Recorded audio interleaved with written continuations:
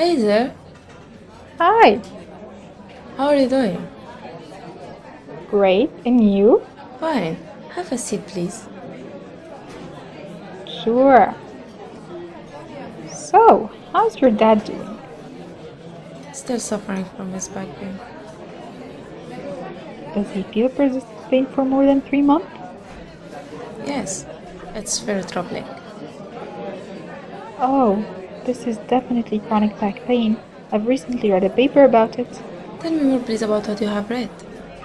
It might help me somehow. With pleasure. So, let's start by some interesting facts. About two-thirds of the people above 50 experience chronic pain, and this rate increases by 5.4% each year. This leads to impairing their physical activity and movement, especially in elderly, causing psychological manifestations as depression, which increases the need for medication and health services, leading to high economic costs on the patients. Did you also know that 7 out of 9 published reports in a systematic review showed that physical activities may decrease the risk of developing low back pain? Oh, really? That's amazing.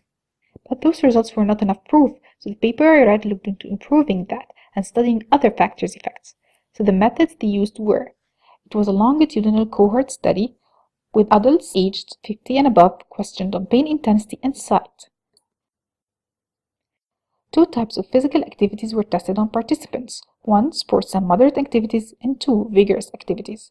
Also, two types of psychosocial activities were tested on participants: one, community participation like going to the club, and two, cultural participation like going to art galleries and opera. A list of possible covariates were identified as possible predictors of pain, like age, sex, nationality, and other factors.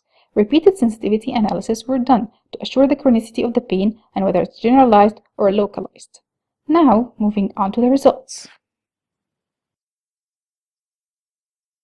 So, this study proved that physical and psychosocial factors affect the incidence of chronic pain in older population above 50. Could you explain in detail, please? Well, by measuring the effect of variable physical and psychosocial factors in a sample of 53.4% women aged 63 in average, chronic pain was highly reported in some cases. So they started with a certain sample size, but some participants were excluded due to baseline chronic pain. So they ended up with a final sample size that was divided into two groups: participants who develop chronic pain and participants who do not develop chronic pain. The percentage of covariates was measured in each group. For example, the female variant. Up to 60% of the participants were females in the chronic pain group, while those who do not develop chronic pain had only 48.4% females. And so on with other variants like marriage, sedentary lifestyle, social isolation, and sleep disturbances. People who are highly exposed to chronic pain are aged women, the poorly educated, those with low wealth, the depressed, those with sleep disturbances, people who've never worked before, and arthritic patients. Briefly, this study proves that physical activity can be recommended to prevent chronic pain. It also plays a role in chronic pain self-management, alongside patient motivation, coping, and self-efficacy. Psychosocial interventions such as cultural engagement can also be effective in reducing chronic pain incidence. This study encouraged me to practice more exercise. I totally agree with you, but what do you think is the value of this paper in our society? Older people will be able to be healthy and manage their lives, so they will be practicing more in the society.